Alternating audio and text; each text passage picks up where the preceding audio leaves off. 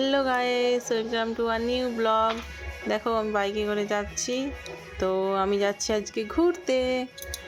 কোথায় যাচ্ছি? এই রাস্তাটা কারো চেনা লাগছে? এটা আমাদের এই চন্দ্রকোনা টাউনের এদিকে। তো যদি কারো চেনা লাগে অবশ্যই কমেন্টে জানিও। আমি যাচ্ছি আজকে বিষ্ণুপুর ঘুরতে। দেখো সকাল সকাল বেরিয়ে পড়েছি। কি দারুণ রাস্তাটা লাগছে না? দুদিকে গাছ, মাঝখানে রাস্তা।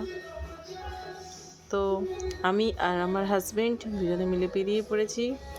পৌঁছে গেলাম বিষ্ণুপুরে। এটা মন্দির, এই মায়ের মন্দিরে এসেছি। মন্দিরে ছবি তোলা নিষিদ্ধ, তাই জন্য মন্দিরের বাইরেটা দেখাচ্ছিলাম। তো বাইরেটা দেখালাম।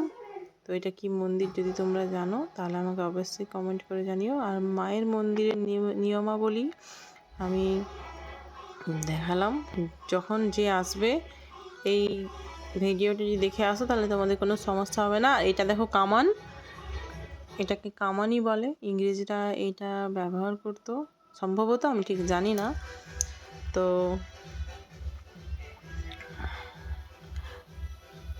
এরপর দেখো আমরা এসেছি আরও একটা, বিষ্ণুপুরে অনেক পুরনো মন্দির আছে, তোমরা এখানে এসে ঘুরতে পারো। অনেক পুরনো জায়গা আছে। এটা সম্ভবত 100 দুয়ার বা কিছু হবে। এর হচ্ছে সব দিক একই রকম দেখতে।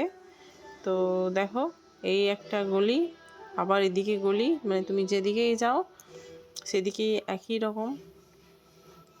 এই যে আমি ভিডিওর মাধ্যমে তোমাদেরকে যতটা পারলাম শেয়ার করলাম। এই সাইডে বাগান করা আছে, পার্কের মতো। বিকেলে যদি আসো তোমরা এখানে বসতে পারবে। এই দেখো প্রত্যেকটা একই গলির মতো, মানে যেদিকেই তুমি ঢোকো একই জিনিস দেখতে পাবে। তো এইটাই আমি তোমাদের সঙ্গে শেয়ার করলাম। এখান থেকে আমরা গিয়েছিলাম লাল বাঁধ। এখানে বলে এই বাঁধটার নাম নাকি লাল বাঁধ। তো আমরা গিয়েছিলাম ঘুরতে এখানে তোমরা অনেক পুরনো মন্দির, লাল বাঁধ, আর অনেক পুরনো পাথরের রথ, অনেক কিছু দেখতে পারবে। তো আমার মতো যারা এখানে আসতে চাও তারা চলে আসো ঘুরতে। আমি গিয়েছিলাম, পার্সোনালি আমার জায়গাটা খুব ভালো লেগেছে। দেখো এটা হচ্ছে জোড়া মন্দির।